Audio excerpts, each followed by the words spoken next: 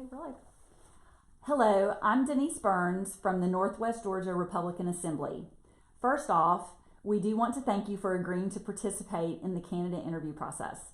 We feel discussions like this serve to create a more informed voting electorate, so we can make the best decision possible to elect the candidates that best represent our values. Also, due to the COVID-19 pandemic, we are respecting and obeying all CDC guidelines and practicing social distancing in the interview process. Before we begin, you should know that each candidate for office has received the exact same number of questions. We ask that you please keep answers to a reasonable time frame. Using 2 to 3 minutes for each question, give the answers that you want to give. There is no right or wrong answer, just your answer. Let's begin. Would you please introduce yourself and state the office and district, if applicable, that you are running for? My name is Vanita Hullander, and I'm running for District 3 Commissioner. Great.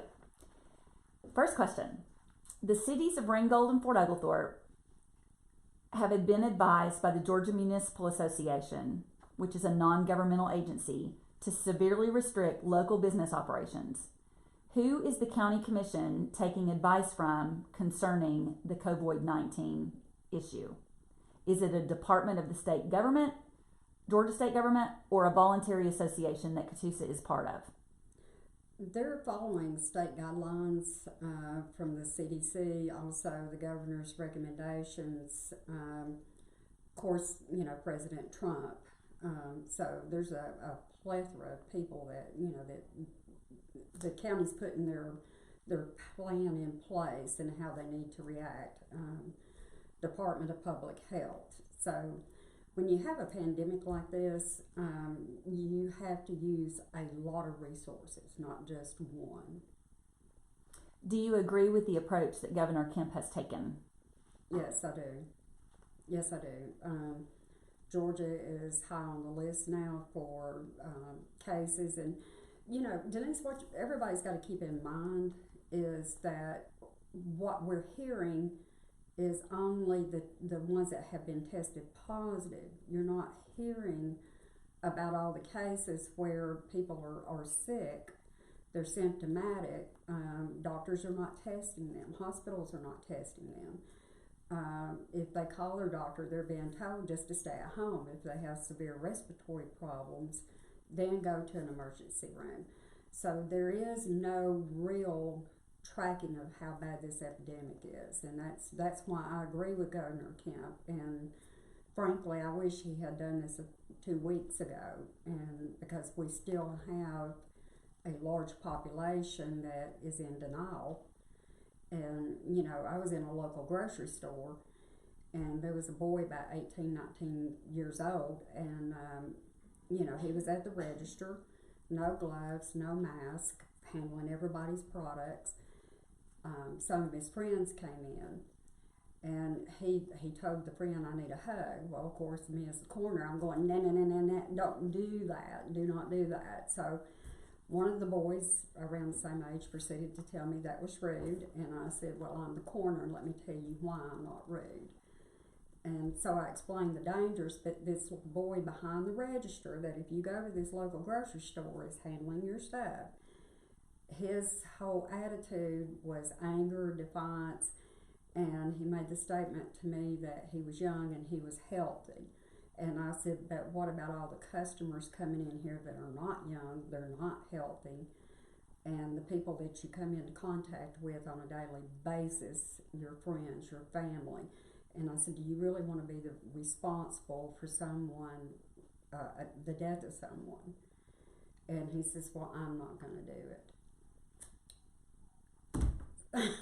So that's what we need to understand. That's what we need to understand is there's those that don't, they're not going to be infringed. Mm-hmm. And, and I told him the majority of people that are getting contaminated right now are between the age of 18 and 56. So being young and being healthy does not make you exempt. Shifting away from the COVID pandemic and moving on to um, county-specific questions. What is the proper role of county government in your mind? The proper role of county government is meeting the needs of the citizens. And I hate to use that word taxpayer because when you say taxpayer, people only think of someone that owns a home. But if you live in this county, everybody pays taxes in some form, sales tax and so forth. You know, you need to do a lot with as little as you can. We don't need high taxes. The role of the county should be a support. You know, we need to take care of our roads. We need to make sure that we have a safe county to live in. We've got to support our school system. We need to keep the spending down, unnecessary spending. And, you know, when people look to you as a leader, they expect you to take care of their needs.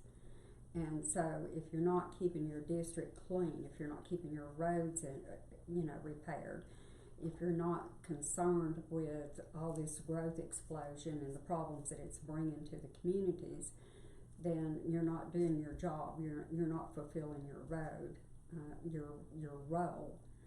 And so that's making sure everybody's everyday quality of life is as good as possible. I feel like it's the role of the commissioner. What are your two top priorities as county commissioner? My top priority is the roads. Since I've been out, you know, you can't really campaign because of COVID, but I can ride around the districts, and you know, I'm just kind of appalled at the roads and the shape that this county's gotten in. Cherokee Valley is one of my priorities. There's some video of tractor trailers that are using Cherokee Valley as a cut through. That's a rural road. It's crooked, has a lot of dangers and hazards for the citizens, but that road is not built to support that type of traffic. So people from Tennessee do not need to be using that as a cut through with these heavy trucks. So getting the roads in shape as well as we can. You know, we've got 163 square miles in Catoosa County of roads. And so it's going to cost about $200,000 a mile to get any road paved. Now we have an excess in our surplus, but it's just a drop in the bucket. So my priority to get those roads in shape, we miss out on a lot of state and federal dollars when it comes to economic development grants. And it would help with our stormwater issues, and it would help get the roads paved. My second priority is to dig in and see where we can save the taxpayers some dollars. You know, you have to have money to run a government. I mean, that's an absolute. But where can we save? What can we cut? You know, I want to look at a phased-in population growth.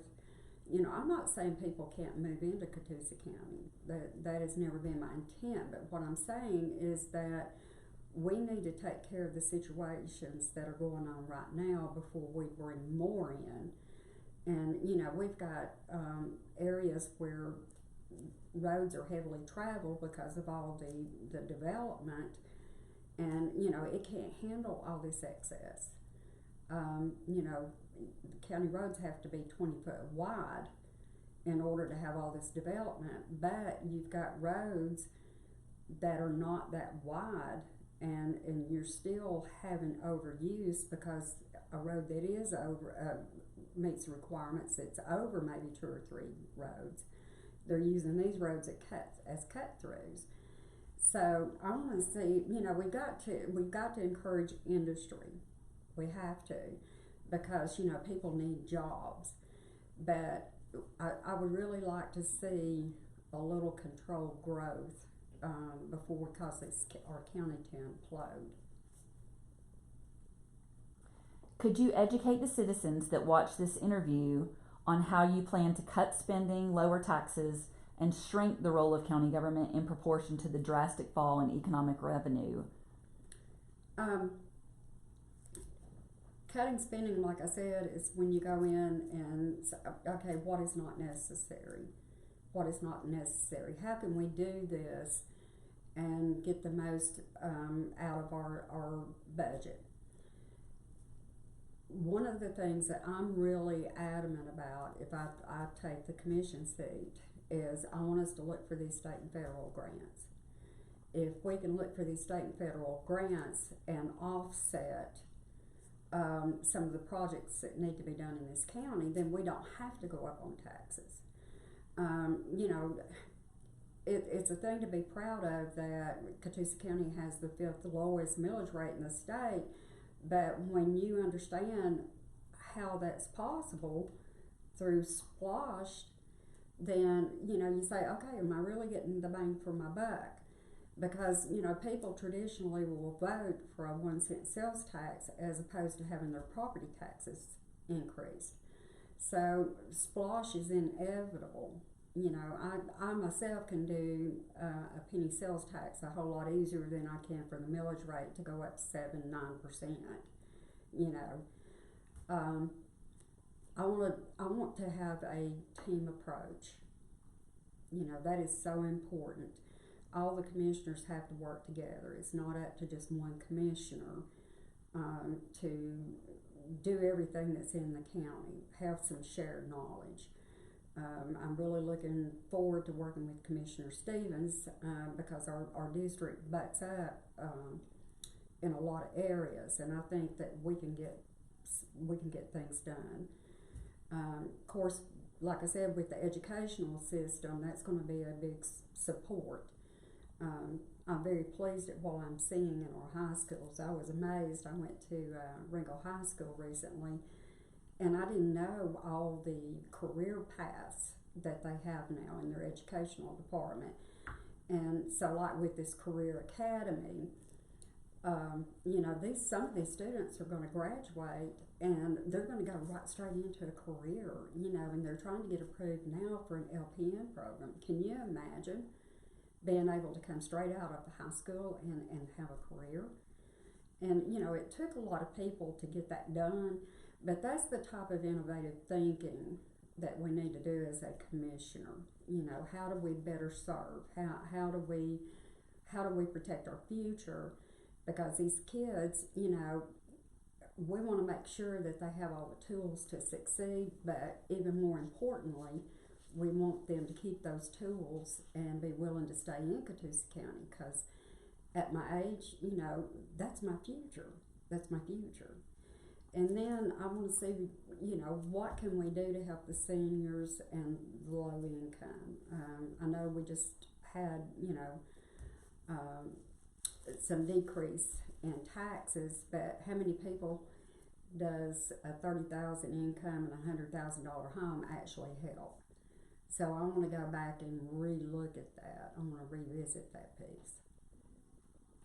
Will you pledge here on video that you will never raise Catoosa County citizens' taxes via millage rate increase, a use of a local option sales tax, or increased spending? You can't honestly do that. You can't honestly do that because cost and prices, the demands of the county, it's always going to go up. So if you pledge I'll never raise taxes, then that would be misleading the public. Now, would I be for a continuous tax raise? Absolutely not. Absolutely not. But I'm not going to sit here on camera and say that it will never be done, because 20 years down the road, even 5 years down the road, you cannot run this county and keep the services that the taxpayers expect on what the tax base is now. Prudent thinking to be proactively thinking of ways. I'm sorry, I did not read this question ahead of time.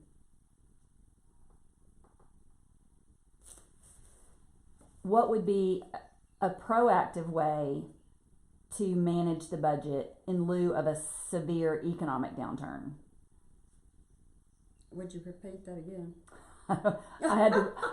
I had to think on my feet with it because I'm rephrasing the question. What would be a proactive way to cut the budget in lieu of a severe economic downturn like we might be facing with the COVID-19 pandemic?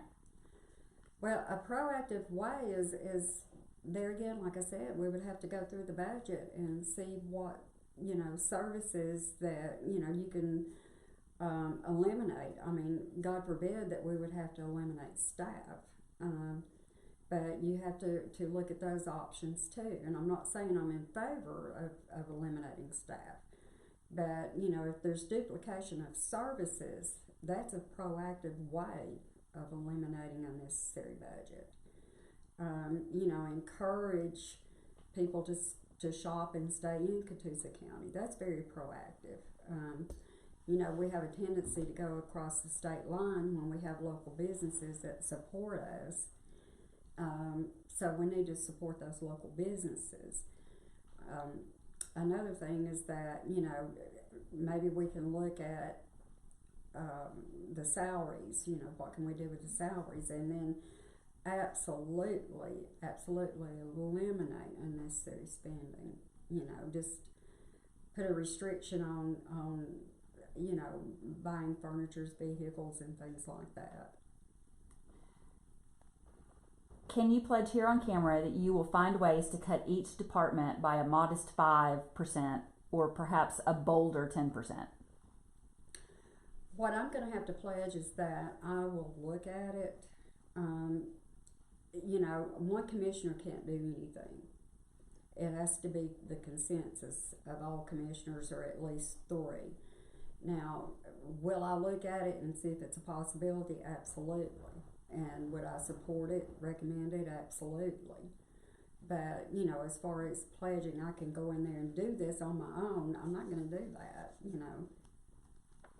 How often do you, or would you, in your case, how often would you meet with department heads to see if current projects are successful, if they're revenue neutral, or to find out if they are costing citizens more than initially projected? I would love to meet with department heads. That is the responsibility in my mind of a commissioner. You should know just as much about the departments as the chair. And that's the benefit that I have. I don't work another job. So, I would have the availability. Now, would I try to micromanage as a commissioner? Absolutely not. But I do want to know what's going on. And, I have this how come attitude. So if they tell me that they can't do something, I'm going to say, how come? I will be a support system to our departments. I think that is more important than anything because, if your employees are not happy, then they're not going to give the citizens all the work that they deserve. They're not going to put their heart in it. So I would like for them to know that I'm a commissioner that does support them. I want to hear their problems. I want to find solutions. My dad, my stepfather, he was a chief warrant officer, retired, and he was city manager of Miami, and that's what he did for a living. So he put a lot of his values and no-nonsense attitude into me. And he always told me, you can't be defeated. He said, there's no such thing as defeat. You have to work hard, pull your sleeves up. There's always a way. You can find a solution to anything. You just got to be willing to dig in and say, how come? So that's the principles I'll stand on. Can you pledge here on camera that you will never vote to propose another Tease referendum? No ifs, ands, or buts. What I would like to see is the Tease put on a straw poll question. I would like for all the citizens in Catoosa County to have the opportunity. I know there was a big drive to try to get the word out there about Tease. Could it be reworked? Sure it could. There again, like I said, a penny sales tax is a whole lot easier than raising property tax. But I think that is something that is so important that it does need to be a straw poll question, and if the people in the county did not want it, absolutely no, I would not support it. As commissioner, will you vote to return public meetings to previous policy that allowed spontaneous appearances from concerned citizens? I will do everything in my power to do that. I will suggest it. I will push for it. I cannot at this time support the way it is currently.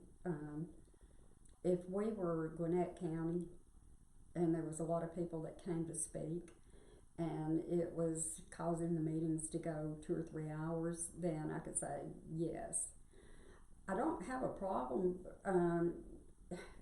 raising your hand and getting in line is okay.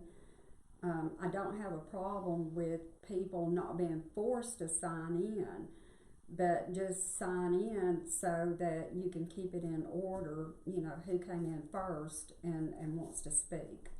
But as far as mandating it, no, I don't think that's necessary. To what degree do you feel that Catoosa County is a ward of the state of Georgia, that it could not exist without the aid of taxpayers in other counties? Or maybe another way of putting that question, if Catoosa County was required to support itself without the help of taxpayers in other counties or in Tennessee, could it do it?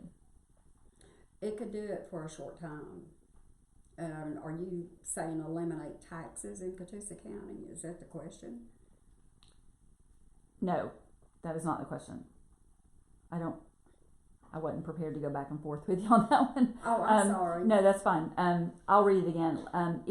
If Catoosa County was required to support itself without the help of taxpayers in other counties or in Tennessee, could it do it? And I think we wrote that question looking down the road to what we might be seeing in terms of a state of emergency situation with potentially state lines closed like they're doing in Florida. Yes. We could for a while. We still have the tax coming in off Costco. We have taxes coming in from Lowe's, Home Depot, some of the local grocery stores. I think we could sustain for a while, but no county could sustain forever. We're a rural county. We have a lot of farmland. So as far as the industry we have, it wouldn't be enough to sustain us forever.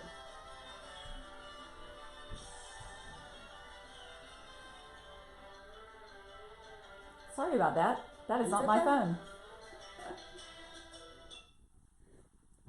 Okay. So sorry about that. Okay. Next question. Are economic development investments, such as working with the Chamber of Commerce, maintaining dues with Senator Mullis's regional authority, or the creation of a new economic development department, paying off for the citizens who fund them? Like I stated earlier, I think we need to go back with a fine-tooth comb and find out if we're overlapping and duplicating services. We've got to promote the county. We've got to have a good spokesperson that can, network, bring things into the county that we wouldn't normally get a tax base.